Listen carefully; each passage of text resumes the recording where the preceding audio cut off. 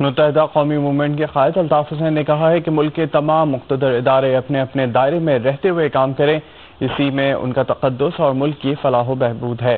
MQM کے مرکز 90 پر کارکنان کے اجتماع سے ٹیلی فونی خطاب کرتے ہوئے الطاف حسین نے کہا کہ اگر ہر ادارہ اپنی حدود سے تجاوز کرنے کی کوشش کرے گا تو یہ ملک کے جغرافیے کو نقصان پہنچانے کے مترادف ہوگا۔ انہوں نے کہا کہ چاہے کوئی بھی نتیجہ برآمد ہو، وہ مذہبی انتہا پسندی اور فرقہ وارانہ منافرت کے خاتمے اور محروم عوام کی خدمت کے لیے آخری سانس تک جدوجہد کرتے رہیں گے۔ الطاف حسین کا کہنا تھا کہ سرکار دو عالم صلی اللہ علیہ وآلہ وسلم کے کردار کو مسخ کرنے والی توہین آمیز فلم پر وہ واحد سیاسی رہنما تھے جس نے نتائج کی پرواہ کیے بغیر سب سے پہلے اس کی مذمت کی۔ ملک کے تمام مقتدر ادارے اپنے اپنے دائرے میں رہتے ہوئے کام کریں، اسی میں ان کا تقدس اور ملک کی فلاح و بہبود ہے۔ الطاف حسین کا 59واں یوم پیدائش پر 90 عزیز آباد میں MQM کے کارکنوں کے اجتماع سے ٹیلی فونک خطاب متحدہ قومی موومنٹ کے قائد الطاف حسین نے کہا کہ اگر ہر ادارہ اپنی حدود سے تجاوز کرنے کی کوشش کرے گا تو یہ ملک کے جغرافیے کو نقصان پہنچانے کے مترادف ہوگا۔ انہوں نے کہا کہ چاہے کوئی بھی نتیجہ نکلے، ہم ملک کے محروم عوام کی خدمت، مذہبی انتہا پسندی اور فرقہ وارانہ منافرت کے خاتمے کے لیے آخری سانس تک جدوجہد کرتے رہیں گے۔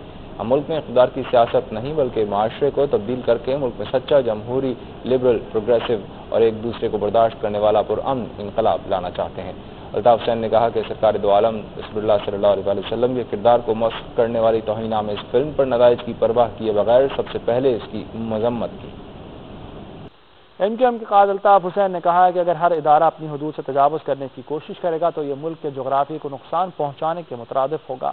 90 عزیز آباد میں اپنی سالگرہ کے موقع پر کارکنوں سے اجتماع سے ٹیلی فونک خطاب کرتے ہوئے الطاف حسین نے کہا کہ ملک میں اقتدار کی سیاست نہیں بلکہ معاشرے کو تبدیل کر کے سچا جمہوری اور پرامن انقلاب لانا چاہتے ہیں۔ چاہے کوئی بھی نتیجہ برآمد ہو، عوام کی خدمت، مذہبی انتہا پسندی اور فرقہ وارانہ منافرت کے خاتمے کے لیے جدوجہد کرتے رہیں گے۔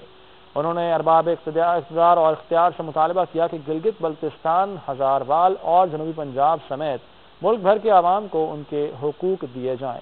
الطاف حسین نے کہا کہ توہین آمیز فلم پر نتائج کی پرواہ کیے بغیر انہوں نے سب سے پہلے اس کی مذمت کی۔ MQM کے قائد الطاف حسین کا کہنا ہے کہ وہ ملک میں انقلاب لانا چاہتے ہیں، فرقہ واریت پھیلانے والے باز آ جائیں، وہ مذہبی انتہا پسندی کے خلاف آخری سانس تک جدوجہد کریں گے۔